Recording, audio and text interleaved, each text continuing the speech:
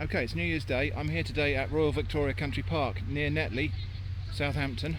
It's a great big wide open space that people come for picnics and walking their dogs. There used to be an enormous military hospital here which would have stretched as far as the eye can see in both directions. All that's left today of that hospital is this building here, which is the chapel, currently being restored. So it's a visitor centre and it's going to have some historical exploration of the site. Really quite a beautiful building actually. But we're not here today to see this, we are here to talk about the shore. This park lies on the shore of Southampton Water. So we're going to go down there and have a look at that right now. Okay, so this is the shore of Southampton Water. Now this is not a river and it's not the sea. This is actually called Southampton Water, and it's an open stretch of water that is the mouth of three different rivers, the Test, the Hamble and the Itchen. It is tidal. It opens all the way down there into the Solent. So in the Solent, the other side of the Solent is the Isle of Wight. So this is Southampton Water. A lot of history here actually. So the Vikings and Romans would have been here a bit later on in the 15th century. Henry V had a fleet of ships here. It would have seen a lot of activity from the Venetian spice trade in the 15th century. In 1620 the Mayflower set sail from just up there.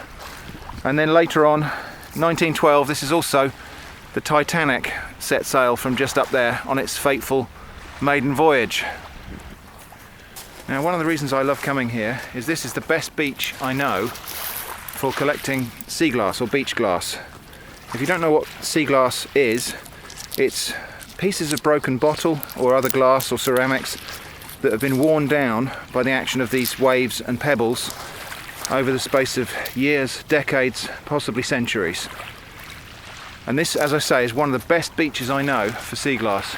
You can just walk along here, in the space of about 5 minutes, pick up quite a large bag of sea glass. So if you live in the Southampton area and you need sea glass for a craft project or anything like that, this is the place I would recommend visiting. Now, it's not the best possible day to come and collect sea glass today because the tide is nearly all the way in. Most of the good stuff is to be found a little bit further down there on the foreshore.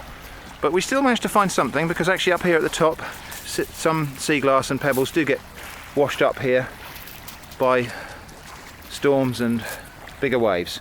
So let's have a look at what we've actually managed to collect today. This is just in the space of perhaps 5 or 10 minutes. So there we go, I've just picked up, and Jenny's got some too. Let's have a look at what we managed to find. So there we go, all sorts of different shapes and sizes, predominantly green, brown and clear, although often sort of this bluey sea green colour as well. So there we go, it's a really good place to find really nicely worn pieces of sea glass. The waves here are never very extreme, and yet these are quite well rounded pieces. We can be fairly sure that these have been here quite a long time.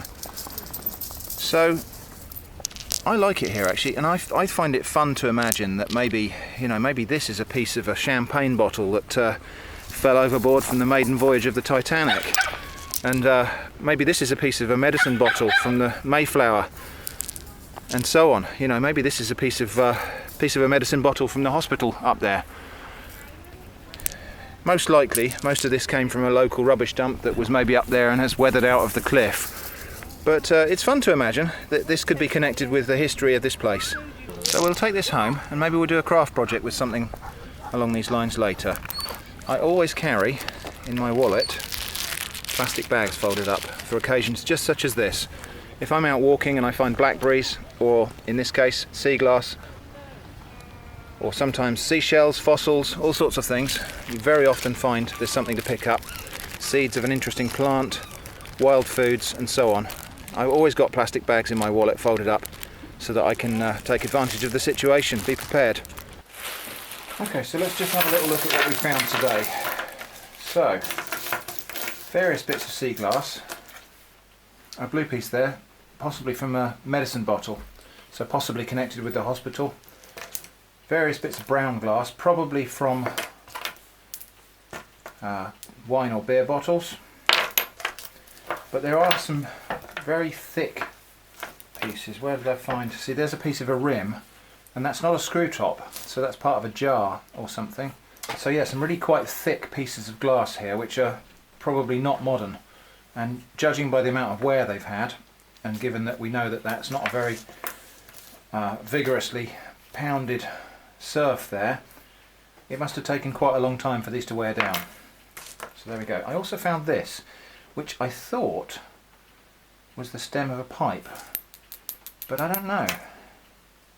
I think it actually might be a crinoid stem. It seems a little bit too hard and stony for a pipe stem, so I think that might be a fossil. So, thanks for watching. I hope to see you again soon, and have a happy new year.